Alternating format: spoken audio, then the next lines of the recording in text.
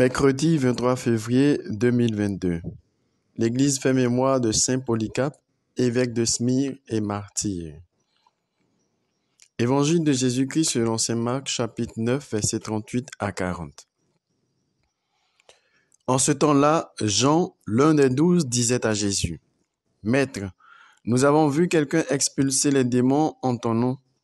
Nous l'en avons empêché car il n'est pas de ceux qui nous suivent. » Jésus répondit, « Ne l'en empêchez pas, car celui qui fait un miracle en mon nom ne peut pas aussitôt après mal parler de moi.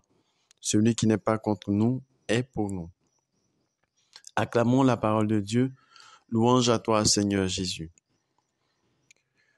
Ô Seigneur, envoie ton esprit qui renouvelle la face de la terre. Celui qui n'est pas contre nous est pour nous. Paix et joie. Amen. Bien-aimés frères et sœurs dans le Seigneur, la parole de Dieu, comme chaque matin, nous nourrit et nous abreuve à la source de la sagesse. À juste titre donc, l'évangile que la liturgie propose à notre méditation de ce jour nous met en garde contre toute forme de fanatisme religieux et nous invite à une plus grande unité dans la foi. En effet, la réponse que Jésus adresse à Jean, son disciple, qui aurait interdit à une tierce personne d'opérer un miracle en son nom, est significative. Personne ne peut faire un miracle en mon nom et aussitôt après mal parler de moi.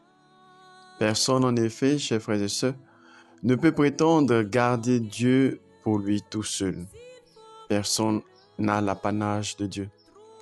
Contrairement donc aux différents phénomènes de religion nouvelle que nous voyons aujourd'hui, où Jésus, son nom, ou le nom de Jésus, est devenu une monnaie d'échange et une couverture pour faire le commerce de tout genre et de tout ordre, Jésus nous invite à ne pas limiter son action ou même nous accaparer de façon exclusive de sa personne.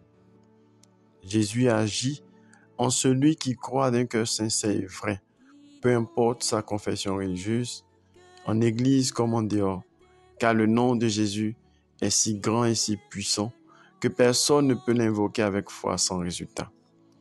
C'est donc pour nous une raison valable pour garder l'unité dans la foi et de nous garder également de l'orgueil et de la vantardise des religions qui prétendent posséder Dieu au point de s'accaparer de la foi et de la vraie foi.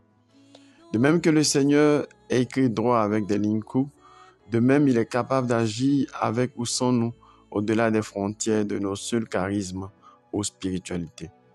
Et nous devons être les premiers à en être fiers.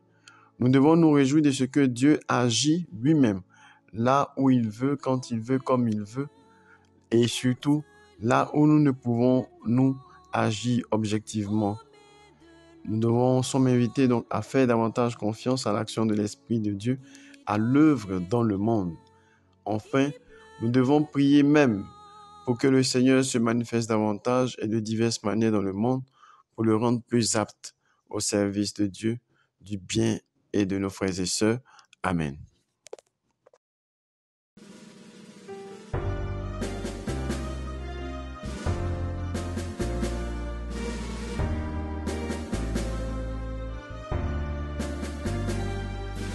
Allez partout, proclamez la bonne nouvelle. Soyez moines à la maison et apôtres dehors. Allez partout.